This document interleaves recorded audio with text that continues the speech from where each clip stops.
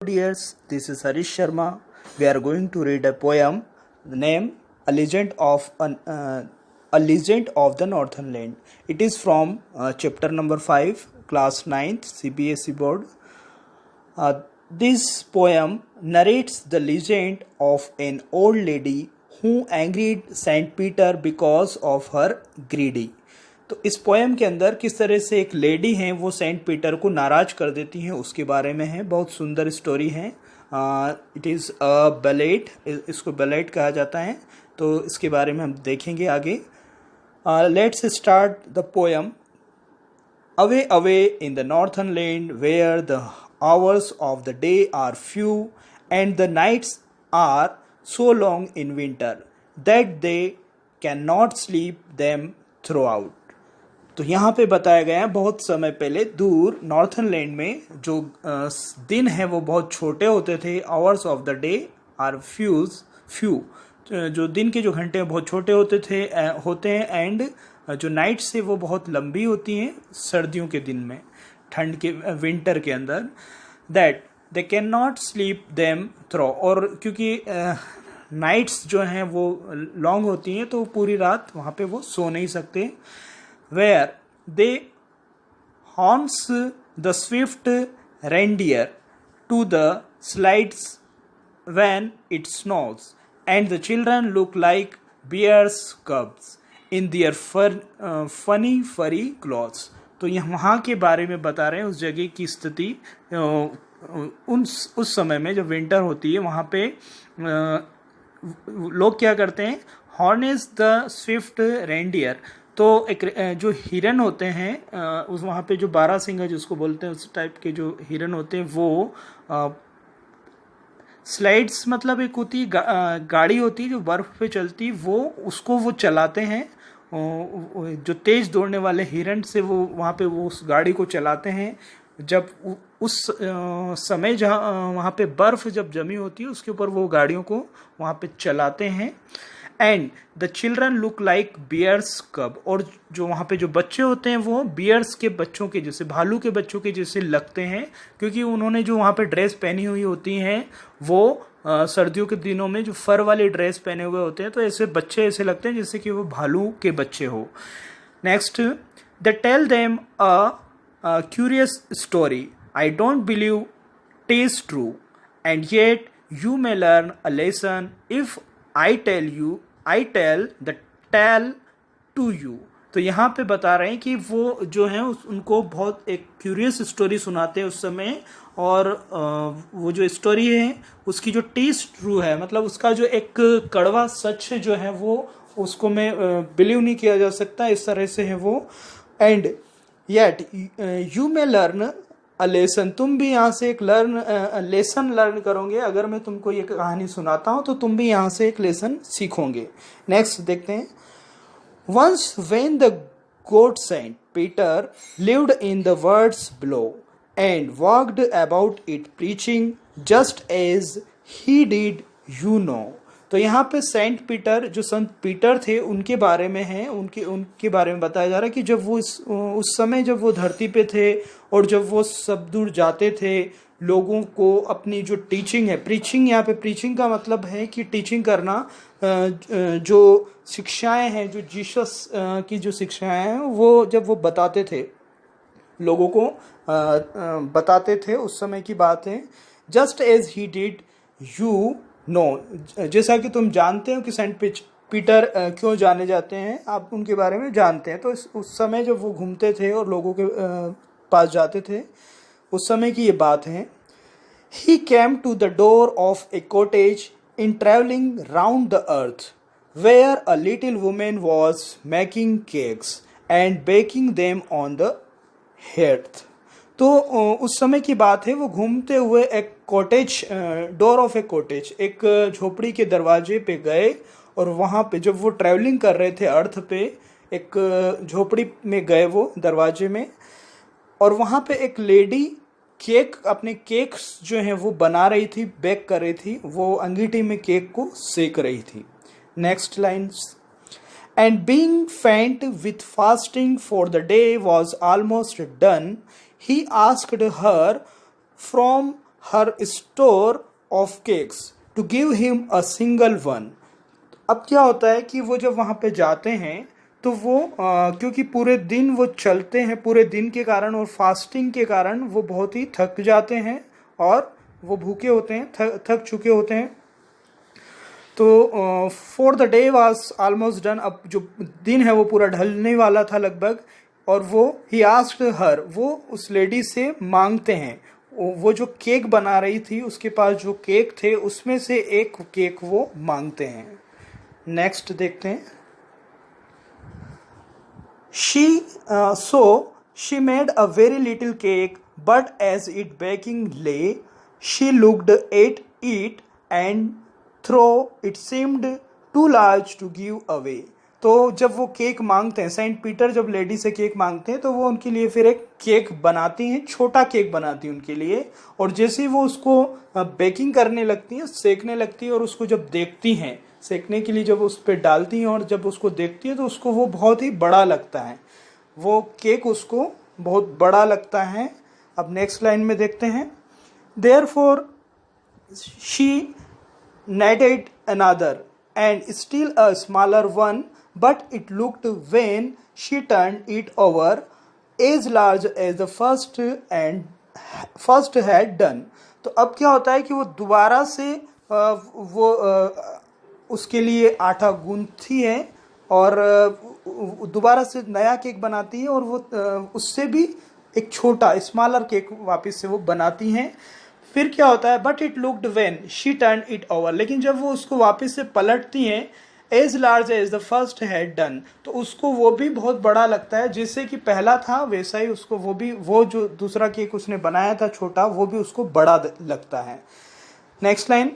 Then she took a tiny scrap of dough and rolled it flat and baked it thin as wafer, but she couldn't part with that. तो अब क्या होता है कि वो फिर से एक डो लेती है, छोटा टाइनी स्क्रीप ऑफ डो, वो छोटी सी जो है डो लेती हैं, जो लोई होती है, छोटा सा बिल्कुल टाइनी लेती है। अब एक और केक बनाती है, उसको रोल करती है, फ्लैट कर देती है बिल्कुल, और इतना पतला वो बना देती है जैसे कि एक वेफर होता है, बिल्कुल थीन जो होता है वेफर, बहुत पतला उसको बना देती है, light weight. But she couldn't part with that, लेकिन ये भी वो नहीं दे पाती। अब वो जो इतना पतला हो जाता है, लेकिन फिर भी वो उसको पार्ट विथ, उसको छोड़ नहीं पाती, उसको भी वो देने के लिए तैयार नहीं हो पाती हैं। नेक्स्ट लाइन देखते हैं। For she said my cake that seem too small when I eat of them myself. तो वो बोलती है कि मेरा जो केक जब मैं अपने लिए इसको बनाती हूँ, जब मैं खुद इसको खाती हूँ तो ये बहुत छोटा दिखता है, जब मेरे लिए ये मैं देखती हूँ तो ये बहुत छोटा दिखता है। Are yet too large to give away, so she put them on the shelf. और जब मैं इसको देने के लिए रखती हूँ तो ये मुझे बहुत बड़ा लगता है, मेरे को अगर इसको किसी को देना होता है तो मुझे ऐसा लगता है कि बहुत ज़्यादा है, तो ऐसा करके और वो उसको अपनी अलमारी में रख देती है उस केक को। वो जो सबसे छोटा बनाया था वेफर, उसको भी वो अलमारी में रख देती हैं। नेक्स्ट।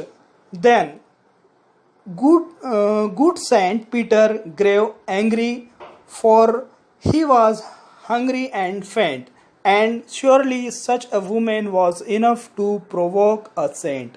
अब क्या होता है कि ये सारी बात को देखकर सेंट पीटर जो है वो नाराज हो जाते हैं, क्योंकि वो बहुत ही थके हुए भी थे, और वो इस तरह से लेडी की जो बात है उसको सुनकर वो नाराज हो जाते हैं। और निश्चित ही इस तरह की अगर कोई लेडी है तो किसी भी संत को नाराज करने के लिए ये चीज़ काफ़ी होगी, इस तरह से कोई भी संत नाराज हो जाएगा, यहाँ पे ये बताया। नेक्स्ट लाइन देखते हैं। एंड ही सेड, और फिर सेंट पीटर बोलते हैं, you are far too selfish to dwell in human form, to have both food and shelter and fire to keep you warm. तो वो बोलते हैं कि तुम तो बहुत ही ज़्यादा जो है स्वार्थी हो, सेल्फिश हो, और तुम ह्यूमन फॉर्म में जो मानव की उसमें रह रही हो, मानव की जो मानव बन के तुम यहाँ पे रह रही हो, लेकिन तुम तो बहुत ही ज़्यादा सेल्फिश हो, स्वार्थी हो। क्योंकि अब तुम्हारे पास खाने के लिए पर्याप्त खाना है, भोजन है, शेल्टर है, रहने के लिए जगह है, और अपने आप को गर्म रखने के लिए यहाँ पे फायर भी तुम्हारे पास है। वो जो क्योंकि वहाँ पे एक ठंडा देश है, वो बहुत ज़्यादा ठंड रहती है, तो उनको अपने आप को वार्म रखने के लिए कुछ व्यवस्थाएं रखनी पड़ती है। तो फायर वहाँ पे हैं, वुड और कई सारी चीज़ें वहाँ पे हो सकती हैं, तो वो भी उसके पास पर्याप्त हैं। फिर भी वो बहुत ज़्यादा शेल्फिश है, तो ऐसा वो सेंट पीटर उसको बोलते हैं। Now you shall, next line है, now you shall build as the bird do and shall get your scanty food by doing and doing and doing all day in the hard dry wood. अब वो उसको बोलते हैं कि अब तुमको जो है एक बर्ड बनना होगा, build as the bird do, तो और ऐसा करना होगा जैसे जो बर्ड है, जो पक्षी है, वो करता है उस तरह से। बाय बोरिंग एंड बोरिंग, यहाँ पे बताया नेक्स्ट लाइन में, and shall get your scanty food, जैसे वो बर्ड जो है अपना स्कैंटी फूड यानी थोड़ा सा खाना लेने के लिए जो मेहनत करता है, जो काम करता है, वैसे तुमको करना होगा। और उस थोड़े से खाने के लिए क्या करता है वो, by boring and boring and boring all day in the hard dry wood, पूरे दिन जो है वो एक बोरियत लगने वाला जो काम है पूरे दिन वो करता है उस लकड़ी के अंदर। एक जो बर्ड है वो अपने थोड़े से खाने के को प्राप्त करने के लिए, थोड़ा सा भोजन प्राप्त करने के लिए पूरे दिन वहाँ पे वो बोरिंग वाला कार्य करता है, बोरिंग होने वाला। Next line, then up she went through the chimney never speaking a word and out of the top flew a woodpecker for she was change to a bird. अब क्या होता है कि वो जो चिमनी लगी हुई थी जहाँ पे उसको केक को बेक किया जा रहा था, वो जो चिमनी थी उसके अंदर से वो ऊपर, उसके अंदर से चली जाती ऊपर की ओर, और ऊपर जाके और वो वुड कटर के रूप में वो बाहर निकलती है। And out of the top flew a woodcutter, woodpecker, woodpecker is a bird, you know woodpecker, for she was change to a bird, और वो इस तरह से एक बर्ड बन जाती है। तो वुड पीकर जो होता है वो इस तरह का बर्ड होता है जो लकड़ी को खाता है, और वो पूरे दिन जो है लकड़ी को कट कट कट करके, और इस तरह से आवाज़ आती है, और वो पूरे दिन जो है एक इसको बोरियत होने जैसा एक कार्य है वो करता है अपने खाने के लिए।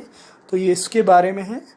नेक्स्ट लाइन देखते हैं, she had a scarlet cap on her head and that was left the same, but all the rest of her clothes were burned black as a coal in the flame। तो अब यहाँ पे क्या होता है कि वो उसकी जो केप लगी, स्कारलेट यानी जो सिंदूरी कलर की, लाल कलर की केप लगी होती है, वो जो लेडी के लेडी ने जो पहन रखी थी वैसे ही उसने पहनी हुई होती हैं, और बाकी का जो उसका बॉडी है वैसी सेम होती है, लेकिन उसके जो सारे कपड़े और वो पूरे जल जाते हैं, बिल्कुल ऐसे हो जाते हैं जैसे ब्लैक हो जाते हैं, कोयले के जैसे काले हो जाते हैं वो उस फ्लेम में, उस आग की लपट में। जिस तरह के हम जैसे कि हम इस जो बर्ड है वुड पीकर, इसको हम देख सकते हैं, इसके ऊपर भी एक केप लगी हुई है एज इट इज़, और बाकी ये पूरा ब्लैक है, तो ऐसा इसमें बताया है। Next line, and every country school boy has seen her in the wood where she lives in the trees till this very day, boring and boring for food। तो यहाँ पे बताया कि इसको हर देश में जो स्कूल बॉय हैं उसको देखते हैं, देखा है उन्होंने, और किस तरह से वो जो हैं अपने जीवित रहने के लिए वो ये जो बर्ड हैं ये पेड़ पर रहती हैं, ये बर्ड पेड़ पर रहती हैं, और एक बोरिंग होने वाला काम पूरे दिन वो अपने भोजन के लिए, अपने खाने के लिए वो बोरिंग होने वाला काम करती हैं। तो friends, this was the poem, इसको लिखा है the name of writer Phoebe Cary. She was American poet. She has she has a older sister also. She was also a poet. So she write this poem. This is a ballet. Ballet के बारे में यहाँ पे बताया गया है. Ballet is a song narrating a story in short stanzas. तो जो ballet है एक song होता है और ये स्टोरी को बताता है शॉर्ट स्टेंजास के अंदर. छोटे छोटे इसके अंदर स्टेंजास होते हैं और ये कहानी को बताता है. Ballads are a part of a folk culture और popular culture and are passed on orally from the generation to the next. तो ये जो बलेट है वो कल्चर से रिलेटेड होता है, किसी कहानी को बताता है. ओरली जो है ये सुनाई जाती है, एक जनरेशन से दूसरे जनरेशन को पास होती है.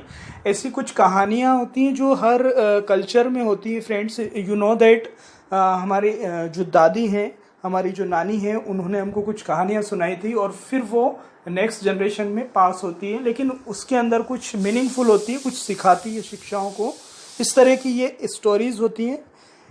Ballot, a legend of the northern land is a ballad. तो जो ये जो a legend of the northern land है ये भी एक बलेट है. लीजेंड यानी भी का मतलब legend means, you know that legend means a story. तो ये एक बलेट है. हमने इसके बारे में जाना. अगर कोई क्यूरी है तो आप कमेंट सेक्शन में पूछ सकते हैं. I will answer. Okay, this was the woodpecker. Okay, thank you friends, thank you for watching. Please subscribe this channel so you can get my all upcoming videos. Thank you very much.